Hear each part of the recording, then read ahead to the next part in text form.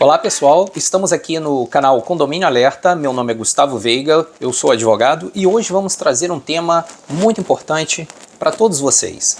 O tema de hoje é administradora de condomínios. Bom, esse tema é específico para você, gestor de condomínio, sendo síndico profissional, não profissional, para saber das possibilidades da contratação de uma administradora de condomínios para atuar lado a lado à sua administração. E é também de suma importância para você, administrador de empresa de gestão condominial, possa saber os seus direitos e deveres e a sua efetiva atuação junto à esfera condominial. Primeiro, quando falamos da atuação de uma administradora de condomínio, pessoal, temos que ter em mente aonde isso é previsto. E, obviamente, que o próprio Código Civil, a Lei 10.406 de 2002, traz no seu artigo 1348, a possibilidade da contratação de uma administradora de condomínio. Se não, vejamos, o que diz o artigo 1348? Compete ao síndico, o seu parágrafo 2º traz: o síndico pode transferir a outrem, total ou parcialmente, os poderes de representação ou as funções administrativas, mediante aprovação da Assembleia, salvo disposição em contrário da Convenção. Ou seja, vamos fazer um breve apartado aqui para poder explicar esse parágrafo 2º do artigo 1348.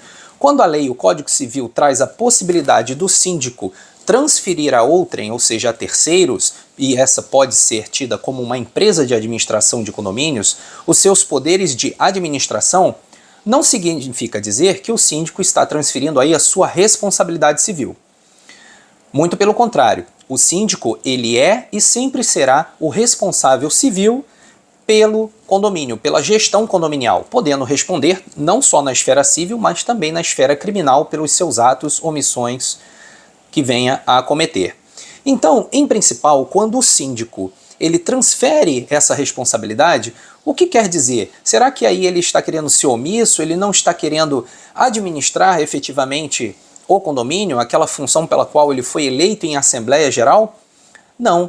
Às vezes há a necessidade de ter ao seu lado uma empresa gestora de condomínio, onde essa empresa possa ter outros instrumentos muito importantes de suma valia para uma boa administração, como por exemplo uma boa contabilidade, um bom programa e aplicativo de gestão condominial para melhor entender a arrecadação do condomínio.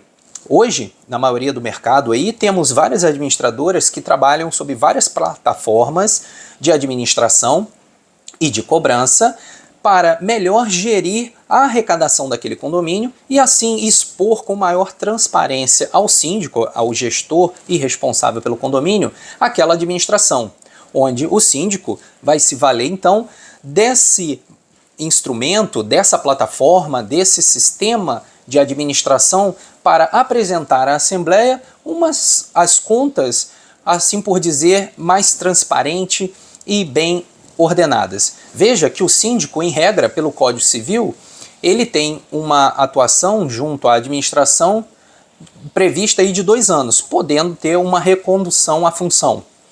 Imagine você que o síndico que geriu um condomínio por 2 anos saia e aí entre outro síndico naquele condomínio, e depois esse fica, por exemplo, 1 ano e tenha que sair e elege-se um outro síndico, então já estamos aí numa terceira gestão. Se deixarmos a cargo daquele administrador, aquele síndico, o papel de administrar as contas do condomínio, recebíveis, pagamentos e assim ordenar em planilhas para apresentar a próxima gestão, há uma possibilidade de existir falhas. Não significa dizer que, obviamente, com a contratação de uma administradora não haverá falhas, mas podemos aí, de certo, minimizar os riscos de haver falha na prestação de contas, né, da administradora para com o condomínio, ao passo de que o síndico, muitas das vezes, ele não tem uma formação contábil, uma formação administrativa. Ele está ali, ele é apenas um condômino eleito que não quis deixar de exercer a função porque muitas das vezes por pressão de outros condôminos ou por simplesmente não ter o seu condomínio ali não regido, não direcionado por ninguém. Então tenha isso em mente, gestor, síndico não profissional, e síndico profissional que a escolha de uma boa administradora de condomínio é de suma importância para melhorar a sua gestão, de forma a aliviar esses percalços do dia a dia, como a prestação de contas, por exemplo, análise de contratos aí para celebração de contratação de terceirizadas, né, de serviços terceirizados, por exemplo, elevadores, portarias, né? Hoje as empresas de gestão, as empresas administrativas de condomínio, elas oferecem um pacote hoje muito completo, tanto de mão de obra, como de administração, que é aquele ligado à feitura de balancetes, né, que é mais a área contábil, porque essas empresas especializadas, elas detêm ali, às vezes, no seu quadro um bom contador, ou já tem uma parceria com um escritório de contabilidade, que vai auxiliar aquele condomínio na sua gestão contábil. Então, voltando lá ao artigo 1348, quando ele abre a possibilidade de transferência dos poderes de administração a alguém, aí a lei está dizendo que o síndico pode se valer sim de uma pessoa jurídica, uma empresa de administração condominial, para ajudar no seu dia a dia administrativo. Em regra, o Código Civil traz que essa escolha e essa contratação deva ser referendada em assembleia. Assembleia Geral, extraordinária ou ordinária, dependendo do caso, a ser aprovada pelos condôminos. Via de regra, por quê?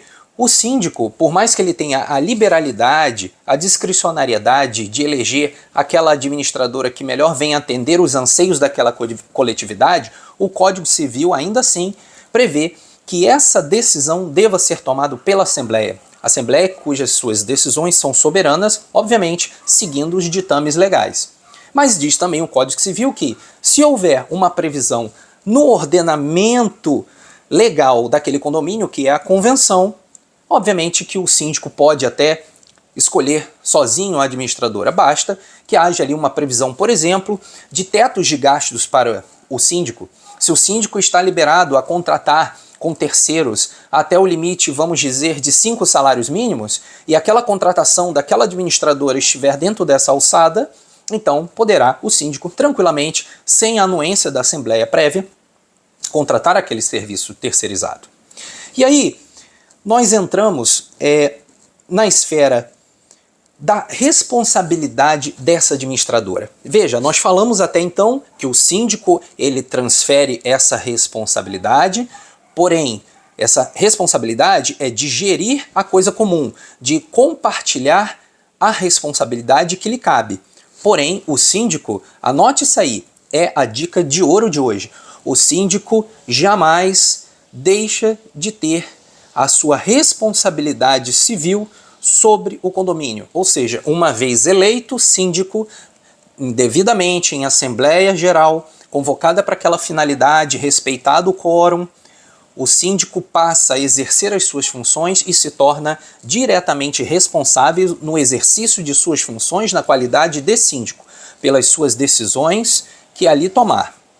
Porém, ele pode compartilhar essa responsabilidade, devendo, como a lei diz, referenciar isso à Assembleia para que a Assembleia saiba que parte de suas funções administrativas estão sendo delegadas a terceiros. No caso aqui, em voga, seria a empresa de administração.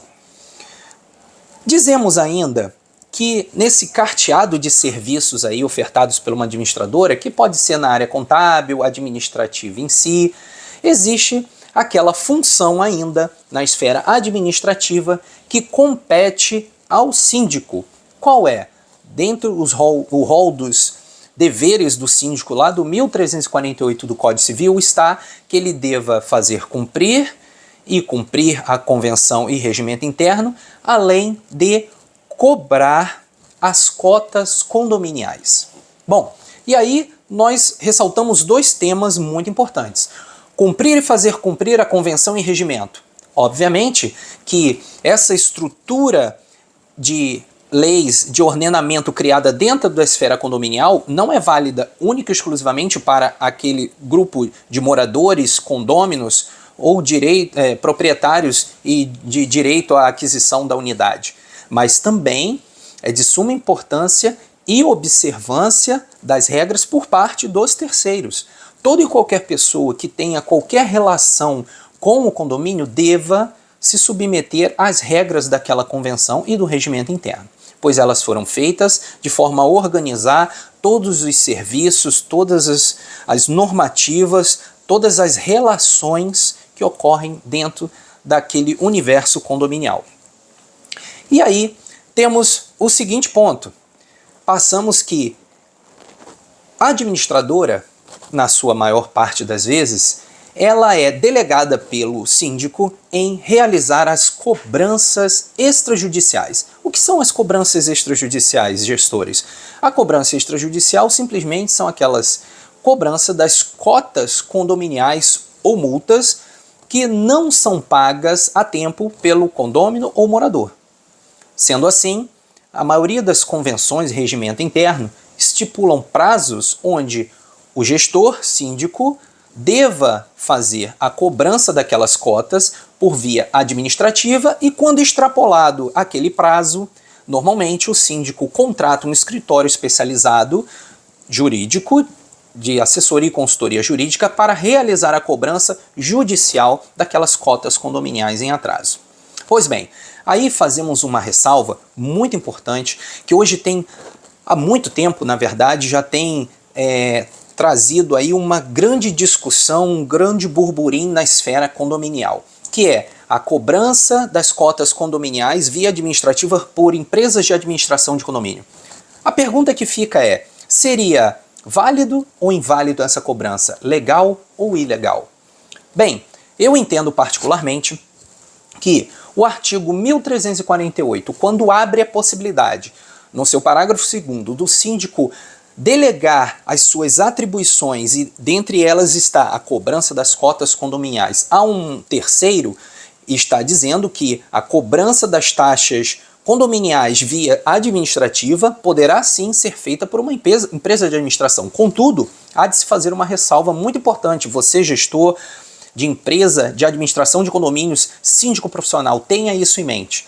Uma vez feita a cobrança via extrajudicial por empresa que não seja sociedade unipessoal de advocacia ou sociedade advogados associados, pois isso é uma atribuição prevista lá no Estatuto da Ordem dos Advogados do Brasil, exclusiva de advogado, está lá, depois vou ler para vocês, dentro do Estatuto, artigo 16, o artigo 1º fala das prerrogativas do advogado em prestar assessoria e consultoria jurídica. Então, sendo assim, caso essa cobrança seja feita por administradora, é ilegal a cobrança de honorários sobre aquele débito. Eu, nas minhas andanças e assessorias em condomínios, já vi muito administradoras cobrarem aquele passivo condominial com a incidência de honorários, sendo feito, obviamente, por advogados contratados diretamente pela administradora. Há alguma ilegalidade na contratação por administradoras de um corpo jurídico? Não. É plenamente legal que cada administradora, como empresa, como pessoa jurídica, possa contratar um escritório de advocacia para gerir seus interesses. Porém, esse escritório contratado não pode prestar diretamente serviço aos clientes dessa administradora, aos condomínios, pois isso seria uma forma de captação indevida de clientela por parte desse escritório de advocacia. Isso aí é veementemente vedado pelo Estatuto da Ordem dos Advogados e pelo Código de Ética. Então, como nós entramos agora nessa seara aí de código de ética, de cobrança extrajudicial, para que fique consignado e bem claro para vocês, seguidores, importante, se você é gestor de uma empresa de administração, você pode, diante da sistemática do Código Civil, cobrar via administrativa aquele débito, aquele passivo condominial, porém sem a incidência de honorários advocatícios, mesmo que sua empresa possua um escritório de advocacia contratado. Ok? Então, vamos dar um passeio aqui no que diz o Estatuto da Advocacia, a Lei 8.906 de 2004, fala o seguinte: do ponto de vista da análise jurídica, entende-se que a oferta da atividade conjunta de serviços administrativos e jurídicos é carregada de ilegalidade, ensejando inclusive denúncia aos órgãos de fiscalização das categorias profissionais envolvidas. Como eu disse, fazer a união, bem como você, advogado, caro colega, militante na área condominial, se você tem o seu escritório em conjunto com o escritório de administração condominial, achando que aquilo ali seria a tradução de um melhor serviço para os seus clientes na área condominial, esqueça, pois você está ferindo veementemente aquilo que dispõe o Código de Ética, bem como a interpretação máxima dos tribunais superiores e dos tribunais estaduais com relação à vinculação da atividade profissional de advogado com a qualquer outra atividade, em principal a atividade de administração condominial. Então, tal conduta viola os termos do artigo 1º, inciso 2º do Estatuto da Ordem, o qual prevê que são atividades privativas de advogado, a consultoria e assessoria jurídica.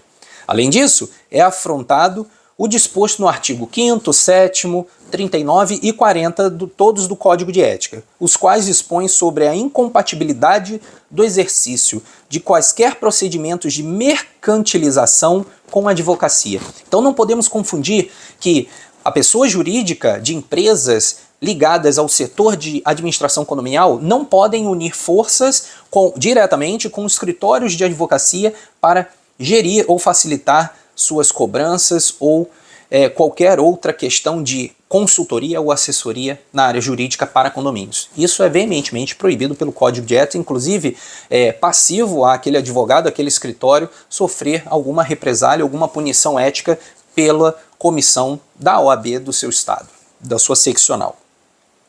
Então, a Lei 8.906, que é o Estatuto da Ordem, fala lá no seu artigo 1º. Isso é muito importante para que vocês, administradores que estão vendo esse vídeo e síndicos profissionais e não profissionais, possam se atentar como a esfera condominial ela é um conglomerado interligado de ações, condutas e legislações, que não é só a Lei 4591 de 64, dos condomínios edilícios, nem o próprio Código Civil 10.406 de 2002, mas também envolve outras legislações, no caso o advogado, que é uma ferramenta essencial à administração da justiça. Sem um advogado não se operacionaliza levar as demandas, os flagelos da sociedade até o Poder Judiciário para que sejam resolvidos. Felizmente, nossa atividade ainda hoje é de suma importância para que se opere a justiça. Então veja bem, o artigo 1º do Estatuto diz: são atividades privativas da advocacia. Inciso 1, a postulação de qualquer órgão do Poder Judiciário e aos juizados especiais. 2, as atividades de consultoria, assessoria e direção jurídica. Parágrafo 3º, é vedada a divulgação da advocacia em conjunto com outra atividade. Então veja bem, está bem claro no nosso estatuto que a nível federal, a nível nacional, a utilização de escritórios de advocacia, de advogados, para a atividade fim dessa administradora. Mas, porém, deixo a minha ressalva aqui, que não há ilegalidade quanto à contratação direta da administradora com o seu escritório de preferência de advocacia para gerir suas questões internas que não tenham a ver diretamente com os seus clientes aos quais presta seu serviço. Então o artigo 16, que nós falamos lá, também do Estatuto da Ordem, diz o seguinte: não são admitidas a registro nem podem funcionar todas as espécies de sociedade de advogados que apresentem forma ou característica de sociedade empresária, que adotem denominação de fantasia, que realizem atividades estranhas à advocacia, que incluam como sócios ou titulares de sociedade unipessoal de advocacia pessoa não inscrita como advogado ou totalmente proibida de advogar.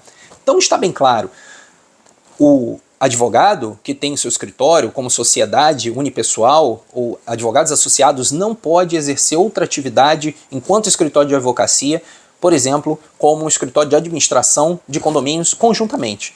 Isso fere veementemente a lei. Então, meus amigos, dica de ouro, não o façam, sob pena de sofrerem qualquer represália aí, alguma multa passível até de uma judicialização, uma ação contra a empresa. Podemos dizer que é importante ressaltar o seguinte: o advogado que se presta a dar assessoria jurídica aos clientes das administradoras de condomínio, sem possuir um vínculo direto com o condomínio, ou ainda que possua um contrato direto com o condomínio, o faz por intermédio da administradora, comete infração ética e captação ilegal de clientela. Então quero deixar isso aí bem consignado, bem latente para todos vocês. Muito cuidado, você gestor de condomínio, quando vai escolher sua administradora, e aquela administradora, por exemplo, no seu portfólio de serviços, diz lá claramente, oferecemos assessoria jurídica. Você já deve saber, ter em mente, que você que está vendo esse meu vídeo aí, não vai cometer esse erro, não vai cometer essa falha de contratar uma empresa dessa, pois você está contratando um serviço em que ela, em tese, está impedida de prestar. O correto é você, síndico, gestor de condomínio, sendo síndico profissional ou não, procure um escritório especializado, jurídico, um escritório de advogado ou seu advogado de preferência que atue na esfera condominial para que com ele celebre um contrato de assessoria e consultoria para que então dê todo o suporte jurídico e ajude nas suas funções administrativas, independentemente da contratação da sua empresa de administração condominial. Ok?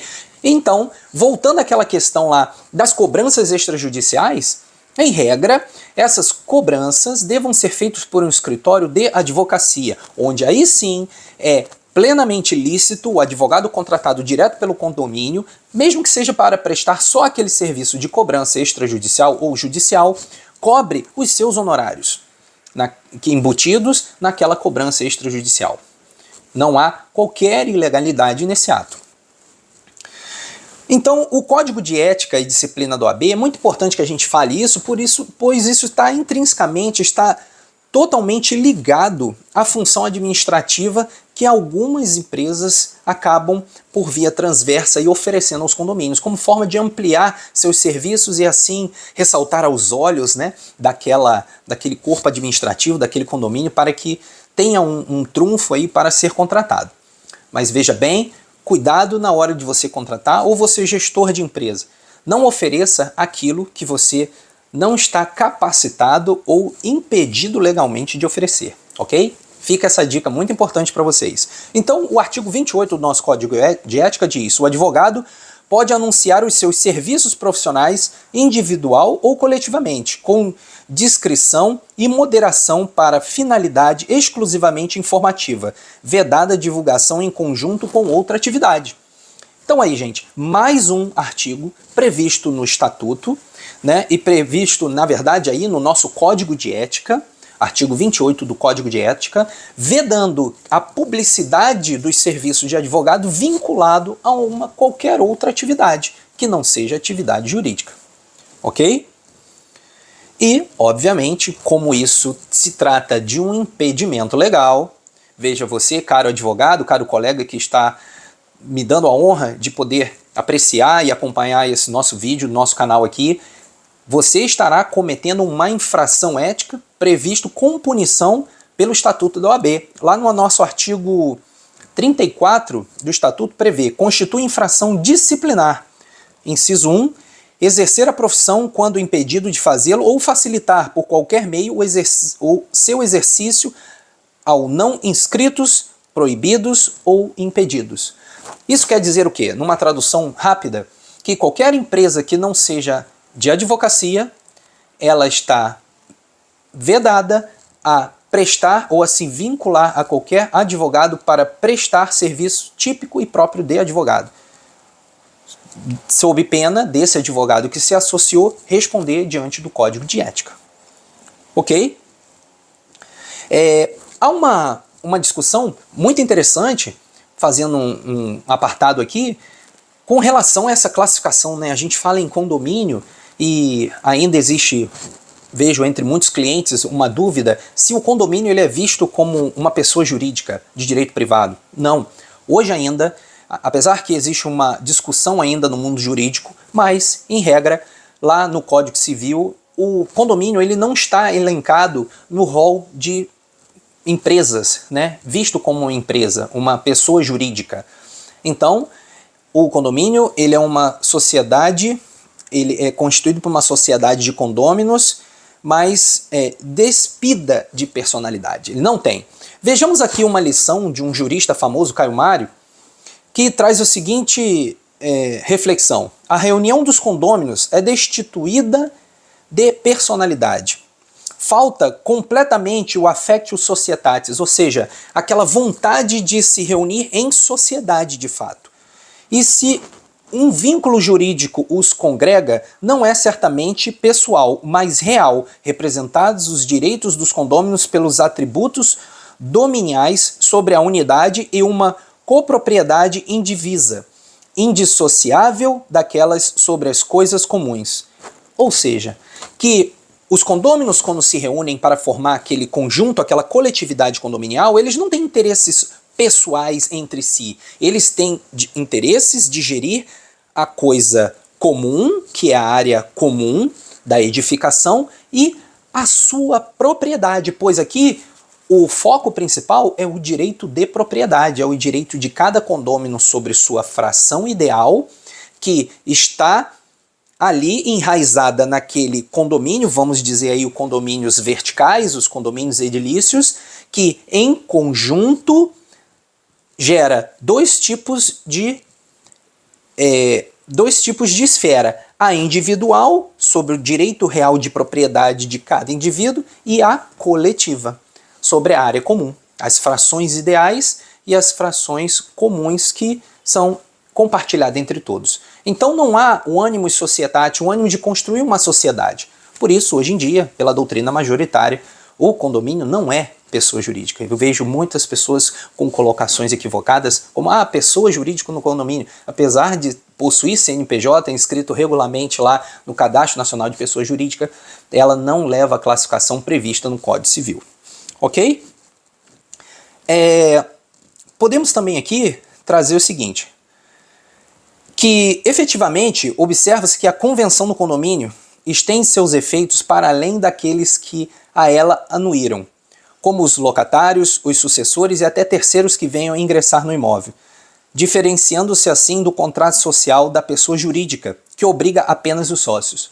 Pois é, isso é mais uma diferença muito peculiar que distingue uma pessoa jurídica, que é um contrato social, que vincula aquela sociedade com participação em cotas, com valores ali dos seus cotistas, e a convenção condominial, que é a lei maior do condomínio, que reúne aquele conjunto de regras que não só regulamenta, veja bem, a vida interna do condomínio, mas afeta a todos os terceiros, aquela coletividade externa ao condomínio, que detém de alguma forma uma relação jurídica com o condomínio.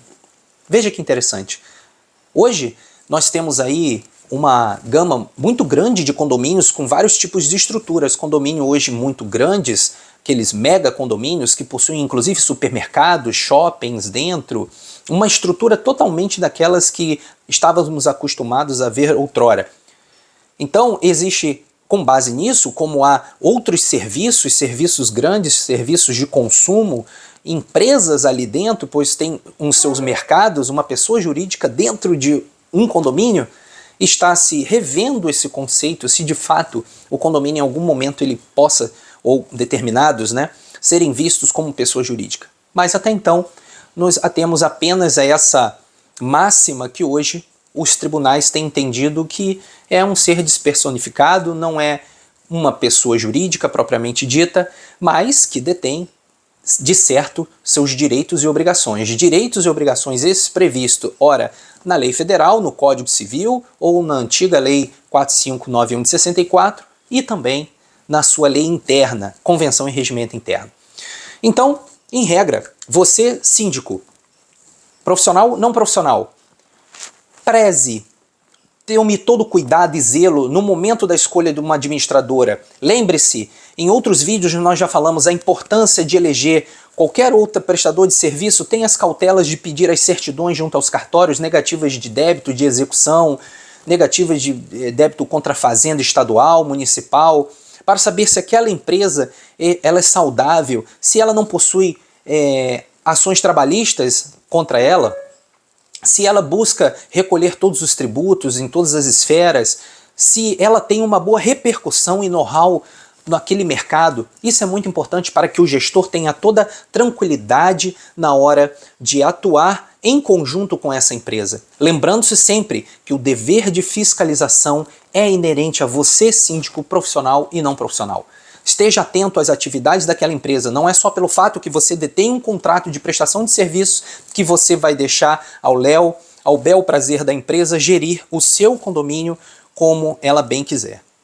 Esteja atento, leve essa reflexão, leve os balancetes, todo e qualquer documento produzido ou feito pela administradora em consenso do seu conselho consultivo ou conselho fiscal para que você esteja embasado e, obviamente, quando necessário, referenciar a Assembleia dos Condôminos. Veja que hoje a escolha de uma boa administradora vai impactar direta e indiretamente na saúde do condomínio, tanto financeira como administrativa.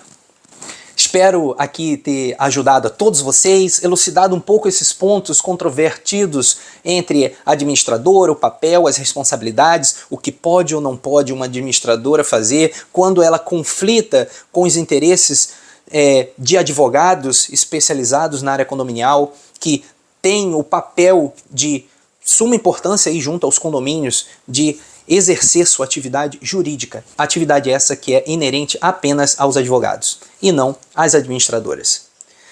Seu síndico, profissional e não profissional, faça um bom uso dessas informações para que você possa hoje e sempre ser um melhor gestor da coisa comum. Agradeço a todos. Se você gostou do nosso vídeo, dê o seu like, toque o sininho, compartilhe esse vídeo e até a próxima.